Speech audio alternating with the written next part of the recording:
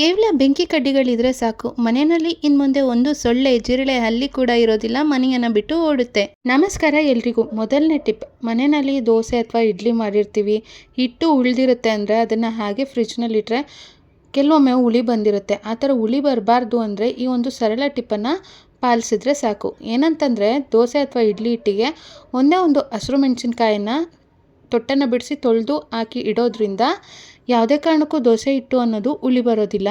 ಖಂಡಿತ ಈ ಒಂದು ಟಿಪ್ಪನ್ನು ಟ್ರೈ ಮಾಡಿ ನೋಡಿ, ಎಲ್ರಿಗೂ ಉಪಯೋಗಕ್ಕೆ ಬರುತ್ತೆ. ಎರಡನೇ ಟಿಪ್, ನಾನಿಲ್ಲಿ ಸ್ಯಾನಿಟರಿ ಪ್ಯಾಡನ್ನು ತೊಗೊಂಡಿದ್ದೀನಿ. ಸ್ಯಾನಿಟರಿ ಪ್ಯಾಡನ್ನು ತೊಗೊಂಡು ನೋಡಿ, ಒಂದು ಸೈಡ್ನಲ್ಲಿ ಸ್ವಲ್ಪ ಒಂದಿಷ್ಟು ಭಾಗ ಆಗೋಷ್ಟು ಸಾಕಾಗುತ್ತೆ. ಇಲ್ಲಿ ಕಟ್ ಮಾಡ್ಕೊಳ್ತಾ ಇದ್ದೀನಿ. ಈ ರೀತಿ ಕಟ್ ಮಾಡ್ಕೊಂಡ ನಂತರ ಇದರ ಮೇಲೆ ಸ್ವಲ್ಪ ಕಂಫರ್ಟ್ ಲಿಕ್ವಿಡನ್ನು ಹಾಕ್ಕೊಳ್ತಾ ಇದ್ದೀನಿ. ನೀವು ಯಾವ ಒಂದು ಲಿಕ್ವಿಡನ್ನು ಬಳಸ್ತೀರಾ ಅದೇ ಲಿಕ್ವಿಡನ್ನು ಹಾಕ್ಕೊಳ್ಬೋದು. ಸೊ ಒಳ್ಳೆ ಫ್ಯಾಬ್ರಿಕ್ ಕಂಡೀಷ್ನರನ್ನು ಹಾಕ್ಕೋಬೇಕಾಗುತ್ತೆ. ಇದ್ರ ಘಮ ಅನ್ನೋದು ತುಂಬಾ ಚೆನ್ನಾಗಿರುತ್ತಲ್ವ. ನೀವು ಯಾವ ಕಂಪ್ನಿದು ಬಳಸ್ತೀರಾ ಅದನ್ನೇ ಹಾಕ್ಕೊಳ್ಳಿ. ನಾನಿಲ್ಲಿ ಕಂಫರ್ಟನ್ನು ಹಾಕಿದ್ಮೇಲೆ ಒಂದು ಹಳೆಯ ಮಾಸ್ಕನ್ನು ತೊಗೊಂಡಿದ್ದೀನಿ. ಯೂಸ್ ಮಾಡದೇ ಇರೋಂಥ ಮಾಸ್ಕನ್ನು ತೊಗೋಬೇಕು, ಅಥವಾ ಯೂಸ್ ಮಾಡಿದ್ದೀರಾ ಅಂದರೆ ವಾಶ್ ಮಾಡಿ ತೊಗೋಬೇಕಾಗುತ್ತೆ. ಒಂದು ಸೈಡ್ ಮಾತ್ರ ಕಟ್ ಮಾಡಿಕೊಂಡು ನೋಡಿ, ಈ ರೀತಿ ಮೇಲ್ಪದರ ಬರುತ್ತಲ್ವ ಅದನ್ನು ತೆಗೆದುಬಿಟ್ಟು ನಾವು ಈಗಾಗಲೇ ಸ್ಯಾನಿಟರಿ ಪ್ಯಾಡ್ ಮೇಲೆ ಕಂಫರ್ಟನ್ನು ಹಾಕಿ ಇಟ್ಕೊಂಡಿದ್ದೀವಲ್ವ, ಅದನ್ನು ಈ ರೀತಿ ಒಳಗಡೆ ಇಡಬೇಕಾಗುತ್ತೆ. ಇದರಿಂದ ಒಂದು ಒಳ್ಳೆ ಸುಗಂಧ ಅನ್ನೋದು ಬರ್ತಾ ಇರುತ್ತೆ. ಈಗ ಒಂದು ಸೈಡ್ ಕಟ್ ಮಾಡಿದ್ವಲ್ಲ, ಅದೇ ದಾರ ಇರುತ್ತೆ ನೋಡಿ, ಎಲಾಸ್ಟಿಕ್ ದಾರ, ಅದನ್ನು ತೊಗೊಂಡು ಈ ಥರ ಬಿಗಿಯಾಗಿ ಗಂಟನ್ನು ಹಾಕಬೇಕಾಗುತ್ತೆ. ಸೊ ಈ ಥರ ಬಿಗಿಯಾಗಿ ಗಂಟನ್ನು ಹಾಕಿಬಿಟ್ರೆ ನೋಡಿ, ಒಂದು ಪೌಚ್ ಥರ ಇದು ಕ್ಲೀನಾಗಿ ಗಟ್ಟಿಯಾಗಿರುತ್ತೆ, ಬಿಚ್ಕೊಳ್ಳೋದಿಲ್ಲ. ಸೊ ಈ ಥರ ಹಾಕಿದ ನಂತರ ಇದನ್ನು ನಾವು ಒಂದು ಕಡೆ ನೇತಾಕೋದಕ್ಕೆ ಅಂತೇಳಿ ಬಳಸಬಹುದು. ಇದನ್ನು ನಾವು ವಾಶ್ರೂಮ್ನಲ್ಲಿ ಕಾಸ್ಟ್ಲಿ ಹಣವನ್ನು ಕೊಟ್ಟು ಆ ಕಂಪ್ನಿದು ಈ ಕಂಪ್ನಿದು ಅಂತೇಳಿ ತಂದಿಡೋದಕ್ಕಿಂತ ಮನೆಯಲ್ಲೇ ಈ ವಿಧಾನದಲ್ಲಿ ನಾವು ಸಿದ್ಧಪಡಿಸ್ಕೊಂಡು ಒಂದು ಕಡೆ ನೇತು ಹಾಕಿದರೆ ಒಳ್ಳೆ ಸುಗಂಧ ಅನ್ನೋದು ಬರ್ತಾ ಇರುತ್ತೆ. ವಾಶ್ರೂಮಲ್ಲಿ ಖಂಡಿತ ಈ ಒಂದು ಟಿಪ್ಪನ್ನು ಟ್ರೈ ಮಾಡಿ. ಮುಂದಿನ ಟಿಪ್, ಕುಕ್ಕರ್ ಹ್ಯಾಂಡಲ್ ನಾವು ಎಷ್ಟು ಸತಿ ಬಿಗಿ ಮಾಡಿದ್ರೂ ಕೂಡ ಪದೇ ಪದೇ ಸಡ್ಲ ಆಗ್ತಿದೆ ಅಂದರೆ ಈ ಒಂದು ಸರಳವಾದ ಸಲಹೆಯನ್ನು ಪಾಲಿಸಿ ನೋಡಿ. ಮತ್ತೊಂದು ಸತಿ ಯಾವುದೇ ಕಾರಣಕ್ಕೂ ಈ ಕುಕ್ಕರ್ನ ಹ್ಯಾಂಡಲ್ ಅನ್ನೋದು ಸಡ್ಲ ಆಗೋದೇ ಇಲ್ಲ. ಸೊ ಮೊದಲನೇದಾಗಿ ಈ ರೀತಿ ಸ್ಕ್ರೂನ ಬಿಡಿಸ್ಕೋಬೇಕಾಗುತ್ತೆ. ಬಿಡಿಸ್ಕೊಂಬಿಟ್ಟು ಇಲ್ಲಿ ಸ್ಕ್ರೂ ಇರುತ್ತಲ್ವ, ಈ ಭಾಗದಲ್ಲಿ ನಟ್ಟಿರುತ್ತಲ್ಲ, ಅಲ್ಲಿ ಸ್ವಲ್ಪ ಪೇಸ್ಟನ್ನು, ಹಲ್ಲುಜ್ಜಕ್ಕೆ ಯಾವ ಪೇಸ್ಟ್ ಬಳಸ್ತೀರಾ ಆ ಪೇಸ್ಟನ್ನು ಹಾಕಿ ಈ ರೀತಿ ಸವರಿ ನಂತರ ನೋಡಿ, ಈ ಒಂದು ಸ್ಕ್ರೂ ಅಥವಾ ನಟ್ಟನ್ನು ಮತ್ತೆ ಕುಕ್ಕರ್ಗೆ ಫಿಕ್ಸ್ ಮಾಡಬೇಕಾಗುತ್ತೆ. ಇದು ಸ್ವಲ್ಪ ಒಣಗಿದ ನಂತರ ಏನಾಗುತ್ತೆ, ಗಟ್ಟಿಯಾಗುತ್ತೆ, ತುಂಬ ಚೆನ್ನಾಗಿ ಹಿಡ್ಕೊಳ್ಳುತ್ತೆ. ಇದರಿಂದ ಯಾವುದೇ ಕಾರಣಕ್ಕೂ ಆ ಸ್ಕ್ರೂ ಅನ್ನೋದು, ನಟ್ ಅನ್ನೋದು ಸಡ್ಲ ಆಗೋದಿಲ್ಲ, ತುಂಬಾ ಬಿಗಿಯಾಗಿ ಚೆನ್ನಾಗಿ ಕುತ್ಕೊಳ್ಳುತ್ತೆ. ಸೊ ಸ್ವಲ್ಪ ಪೇಸ್ಟನ್ನು ಹಾಕ್ಬಿಟ್ಟು ಒಂದು ಚೂರು ಹಾಕಿ ಸುತ್ತಲೂ ಸವರಿ ಟೈಟ್ ಮಾಡಿದರೆ ಆಯಿತು. ನೋಡಿ, ನಾನಿವಾಗ ಟೈಟ್ ಮಾಡಿದ್ದೀನಿ. ಈಗ ನೋಡಿ, ಒಂದು ಚೂರು ಕೂಡ ಇದು ಸಡ್ಲ ಆಗ್ತಾಯಿಲ್ಲ, ತುಂಬಾ ಬಿಗಿಯಾಗಿ ಕೂತಿದೆ. ಮನೆಯಲ್ಲಿ ವಿಪರೀತ ಇಲಿ ಅಥವಾ ಹೆಗ್ಗಣದ ಕಾಟ ಅಂತ ಅನ್ನೋರು ಈ ಒಂದು ಸಿಂಪಲ್ ಸಲಹೆಯನ್ನು ಪಾಲಿಸಿ ಇನ್ನು ನಿಮ್ಮ ಮನೆಗೆ ಇಲಿ ಹೆಗ್ಗಣ ಯಾವುದು ಕೂಡ ಬರೋದಿಲ್ಲ. ಮೊದಲನೇದಾಗಿ ಟೊಮೆಟೊ ತೊಗೋಬೇಕಾಗುತ್ತೆ. ಈ ಹೆಗ್ಗಣಗಳಿಗೆ ಅಥವಾ ಇಲಿಗಳಿಗೆ ಟೊಮೆಟೊ ಅಂತಂದರೆ ತುಂಬಾ ಇಷ್ಟ ಆಗುತ್ತೆ. ಹಾಗಾಗಿ ಟೊಮೆಟೊ ತೊಗೊಂಡು ಅದನ್ನು ಕಟ್ ಮಾಡಿ ಒಳಗಡೆ ಇರೋಂಥ ಭಾಗನ ತೆಗಿಬೇಕಾಗುತ್ತೆ. ಈ ರೀತಿ ತೆಗೆದ ನಂತರ ಇದರ ಒಳಗಡೆ ವಿಕ್ಸ್ ಬರುತ್ತಲ್ವ, ವಿಕ್ಸನ್ನು ತೊಗೊಂಡು ನೋಡಿ, ಸ್ವಲ್ಪ ತೊಗೊಂಡು ಒಳಗಡೆ ಈ ರೀತಿ ಸುತ್ತಲೂ ಸವರ್ಕೋಬೇಕಾಗುತ್ತೆ. ಎರಡೂ ಭಾಗದಲ್ಲೂ ಕೂಡ ಇದನ್ನು ಹಚ್ಕೋಬೇಕು. ಕೆಲವೊಂದು ಸಲ ಏನಾಗುತ್ತೆ, ವಿಪರೀತ ಹೆಗ್ಗಣದ ಅಥವಾ ಇಲಿಗಳ ಕಾಟ ಹೆಚ್ಚಾದರೆ ಮನೆಯಲ್ಲಿ ಕೆಲವೊಂದು ವಸ್ತುಗಳನ್ನ ಕಡ್ದಾಕೋಂಥದ್ದು, ವೈರ್ಗಳನ್ನ, ಅಥವಾ ಏನಾದರೂ ಒಂದು ಡ್ಯಾಮೇಜ್ ಅನ್ನೋದು ಆಗ್ತಾ ಇರುತ್ತೆ. ಆ ಥರ ಆಗ್ತಿದೆ ಅಂತಂದಾಗ ನೀವು ಈ ಒಂದು ರೆಮಿಡಿಯನ್ನು ಮಾಡಿ. ಜಸ್ಟ್ ಟೊಮೆಟೊ ಕಟ್ ಮಾಡಿ ಒಳಗಡೆ ಇರೋಂಥ ಪಲ್ಪನ್ನು ತೆಗೀರಿ, ನಂತರ ಅದರ ಒಳಗಡೆ ವಿಕ್ಸನ್ನು ಹಚ್ಚಿ. ಇದು ತುಂಬಾ ಸ್ಟ್ರಾಂಗ್ ಆಗಿರುವಂಥ ರೆಮಿಡಿ ಅಂತಲೇ ಹೇಳ್ಬೋದು. ನಂತರ ನೋಡಿ, ಇದನ್ನು ಎಲ್ಲಿ ನಿಮ್ಮ ಮನೆಗೆ ಇಲಿ ಅಥವಾ ಹೆಗ್ಗಣದ ಪ್ರವೇಶ ಆಗುತ್ತೆ, ಎಲ್ಲಿ ಜಾಸ್ತಿ ಅವುಗಳು ಓಡಾಡುತ್ತೆ, ಆ ಜಾಗದಲ್ಲಿ ಇದನ್ನು ಜಸ್ಟ್ ಇಟ್ಟು ಬಿಡಿ. ಇದನ್ನು ಇಟ್ಟರೆ ಸಾಕು, ಇಲಿ ಅಥವಾ ಹೆಗ್ಗಣ ಬಂದು ಇದನ್ನು ತಿಂದು ನಿಮ್ಮ ಮನೆಯನ್ನು ಬಿಟ್ಟು ತಟ್ಟಂತೇಳಿ ಓಡಿಬಿಡುತ್ತೆ, ಮತ್ತು ನಿಮ್ಮ ಮನೆ ಕಡೆ ಬರೋದೇ ಇಲ್ಲ. ಮುಂದಿನ ಟಿಪ್, ನಾನಿಲ್ಲಿ ಕೀನ ತೊಗೊಂಡಿದ್ದೀನಿ. ಅದ್ರ ಜೊತೆಗೆ ಒಂದೇ ಒಂದು ಉಳ್ಕೊಂಡಿರೋಂಥ ಓಲೆನ ತೊಗೊಂಡಿದ್ದೀನಿ. ಕೆಲವೊಂದು ಸಲ ಒಂದು ಓಲೆ ಅನ್ನೋದು, ಕಿವಿ ಓಲೆ ಮಿಸ್ ಆಗಿಬಿಡುತ್ತೆ, ಇನ್ನೊಂದು ಮಾತ್ರ ಮಿಕ್ಕಿದೆ, ಏನು ಮಾಡೋದು ಅಂಥೇಳಿ ಹಾಗೆ ಅದನ್ನು ಇಡೋದಕ್ಕಿಂತ ಈ ಥರ ಯೂಸ್ ಮಾಡ್ಕೋಬೋದು. ಕೀಗೆ ಒಳ್ಳೆ ಕೀ ಬಂಚಾಗಿ ವರ್ಕ್ ಆಗುತ್ತೆ ಇದು. ಸೊ ನೋಡಿ, ಈ ರೀತಿ ನೋಡೋದಕ್ಕೂ ಕೂಡ ಅಷ್ಟೇ ಚೆನ್ನಾಗಿರುತ್ತೆ, ಕ್ಯೂಟಾಗಿ. ಕಿವಿ ಓಲೆ ಒಂದೊಂದೇ ಒಂಟಿ ಉಳ್ಕೊಂಡಿದೆ ಅಂದರೆ ಇನ್ನು ಮುಂದೆ ಈ ರೀತಿ ಕೀ ಚೈನ್ಗೆ ಹಾಕಿ ಒಳ್ಳೆ ಕೀ ಚೈನ್ ಅನ್ನೋದನ್ನು ರೆಡಿ ಮಾಡ್ಕೋಬೋದು. ತುಂಬಾ ಚೆನ್ನಾಗಿ ಕೂಡ ಇರುತ್ತೆ. ಈ ಒಂದು ಸಿಂಪಲ್ ಟಿಪ್ ನಿಮಗೆ ಇಷ್ಟ ಆಯಿತು ಅಂತೇಳಿ ಭಾವಿಸ್ತೀನಿ.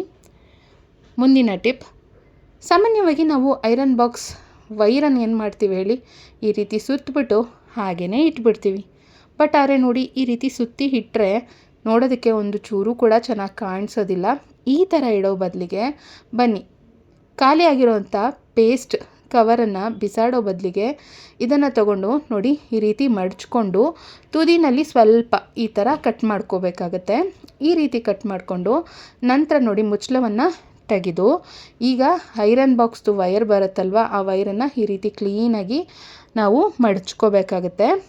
ಮಡಚ್ಕೊಂಡ ನಂತರ ವೈರನ್ನೆಲ್ಲ ಸುತ್ಕೊಂಡ್ಮೇಲೆ ಇವಾಗ ಕಟ್ ಮಾಡ್ಕೊಂಡಿದ್ದೀವಲ್ವ ಕೋಲ್ಗೇಟ್ ಅಥವಾ ಹಲ್ಲುಜ್ಜು ಅಂತ ಪೇಸ್ಟಿನ ಕವರನ್ನು ಈ ರೀತಿ ಸುತ್ತಿ ಮುಚ್ಚಳವನ್ನು ಹಾಕಿಬಿಟ್ರೆ ನೋಡಿ ತುಂಬಾ ಚೆನ್ನಾಗಿ ಕ್ಲೀನಾಗಿ ಕುತ್ಕೊಳ್ಳುತ್ತೆ, ಮೆಸ್ಸಿಯಾಗಿ ಕೂಡ ಕಾಣೋದಿಲ್ಲ. ವೇಸ್ಟ್ ಅಂತೇಳಿ ಬಿಸಾಡೋ ಅಂಥ ಪೇಸ್ಟ್ ಕವರನ್ನು ಈ ರೀತಿ ಕೂಡ ಉಪಯೋಗಿಸ್ಕೊಳ್ಬಹುದು. ಈ ಒಂದು ಟಿಪ್ ನಿಮಗೆ ಇಷ್ಟ ಆಯಿತಾ? ಹಾಗಿದ್ರೆ ಒಂದು ಲೈಕನ್ನು ನೀಡಿ. ಇನ್ಮುಂದೆ ನಿಮ್ಮ ಮನೆಯಲ್ಲಿ ಒಂದೇ ಒಂದು ಸೊಳ್ಳೆ, ಜಿರಳೆ ಅಥವಾ ಹಲ್ಲಿ ಕೂಡ ಇರೋದಿಲ್ಲ. ಹೌದು, ಅದೆಂಗಪ್ಪ ಅಂತಂತೀರಾ? ಬೆಂಕಿ ಕಡ್ಡಿಗಳಿದ್ರೆ ಸಾಕು. ನಿಮ್ಮ ಮನೆಯಲ್ಲಿ ಸೊಳ್ಳೆ, ಜಿರಳೆ, ಹಲ್ಲಿ ಏನಾದರೂ ಇದ್ದರೆ ತಟ್ಟಂತೇಳಿ ಮನೆ ಬಿಟ್ಟು ಹೋಗುತ್ತೆ. ಅದೆಂಗಪ್ಪ ಅಂತ ಈಗ ನೋಡೋಣ ಬನ್ನಿ. ನಾನಿಲ್ಲಿ ನೆಫ್ತಲಿನ್ ಬಾಲ್ಸನ್ನು ತೊಗೊಂಡಿದ್ದೀನಿ. ಇದು ಕೀಟನಾಶಕ ನುಸಿ ಉಂಡೆಗಳು. ಎಲ್ಲ ದಿನಸಿ ಅಂಗಡಿಗಳಲ್ಲೂ ಕೂಡ ಇದು ಸಿಗುತ್ತೆ. ಇದು ಬೆಲೆ ಕೂಡ ಕಡಿಮೆನೇ. ನೋಡಿ, ಇದನ್ನು ಸಾಕಷ್ಟು ಕೆಲಸಗಳಿಗೆ ನಾವು ಉಪಯೋಗಿಸ್ಕೊಳ್ಬೋದು. ಈಗ ನಾನು ಇದನ್ನು ತಗೊಂಡು ನೋಡಿ, ಅಂದರೆ ಇದನ್ನಿಡೋದ್ರಿಂದ ಯಾವುದೇ ರೀತಿಯ ಕೀಟಗಳು ಮನೆಗೆ ಪ್ರವೇಶ ಮಾಡೋದಿಲ್ಲ, ಅಷ್ಟು ಸ್ಟ್ರಾಂಗ್ ಆಗಿ ಇರುತ್ತೆ. ಇವಾಗ 2 ನೆಫ್ತಲಿನ್ ಬಾಲ್ಗಳನ್ನ ನಾನು ತಗೊಳ್ತಾ ಇದ್ದೀನಿ. ಇದನ್ನು ಪೇಪರ್ನಲ್ಲಿ ಇಟ್ಟು ಈಗ 2 ಬಾಲ್ಗಳನ್ನ ಚೆನ್ನಾಗಿ ಕುಟ್ಟಿ ಪುಡಿ ಮಾಡ್ಕೊಳ್ತಾ ಇದ್ದೀನಿ.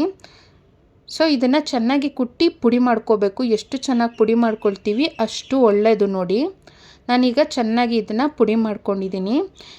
ಇದ್ರ ಜೊತೆಗೆ ಮುಖ್ಯವಾಗಿ ಈಗ ಬೆಂಕಿ ಕಡ್ಡಿಗಳನ್ನ ತೊಗೋಬೇಕಾಗುತ್ತೆ.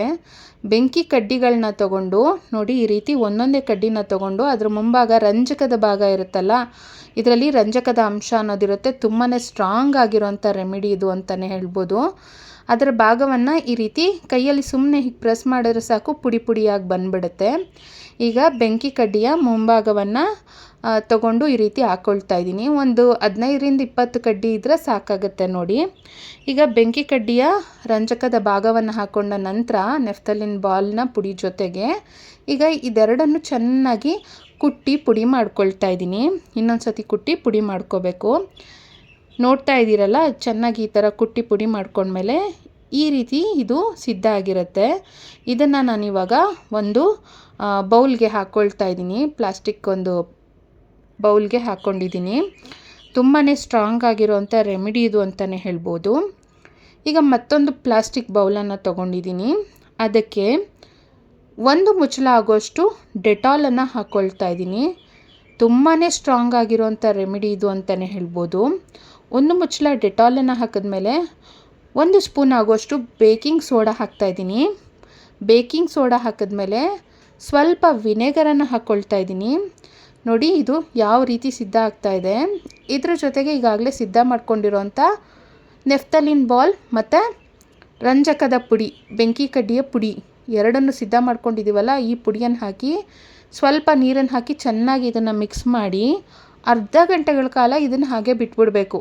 ನೆಫ್ತಲಿನ್ ಬಾಲ್ ಪುಡಿಯಲ್ಲಿರೋಂಥ ಅಂಶ ಮತ್ತು ಅದ್ರ ಜೊತೆಗೆ ರಂಜಕದ ಅಂಶ ಇದೆಯಲ್ಲ, ಇದೆಲ್ಲ ಈ ನೀರಿನಲ್ಲಿ ಕ್ಲೀನಾಗಿ ಬರುತ್ತೆ.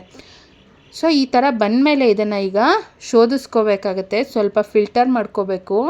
ನೀವು ಬಳಸ್ತಾ ಇರೋಂಥ ಫಿಲ್ಟರ್ ಇರುತ್ತಲ್ವ, ಸೊ ಅದನ್ನು ಹಳೇದಾಗಿರೋವಂಥದ್ದನ್ನು ತೊಗೊಂಡು ಫಿಲ್ಟರ್ ಮಾಡಿಕೊಂಡು ಒಂದು ಸ್ಪ್ರೇ ಬಾಟಲ್ಗೆ ಇದನ್ನು ಹಾಕ್ಕೊಳ್ಬೇಕಾಗತ್ತೆ.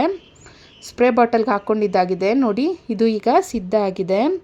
ಇದನ್ನು ನಾವು ಯಾವೆಲ್ಲ ರೀತಿ ಬಳಸ್ಕೋಬೇಕು ಅಂತೇಳಿ ಮುಂದೆ ಶೇರ್ ಮಾಡ್ತೀನಿ. ವಿಡಿಯೋ ಎಲ್ಲೂ ಕೂಡ ಸ್ಕಿಪ್ ಮಾಡೋಕ್ಕೆ ಹೋಗಬೇಡಿ.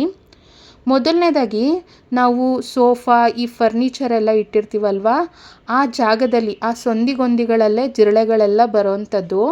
ಅಲ್ಲಿ ಈ ಸ್ಪ್ರೇನ ನೀವು ಹಾಕೋದ್ರಿಂದ ಅಲ್ಲಿ ಜಿರಳೆ ಬರೋದಿಲ್ಲ.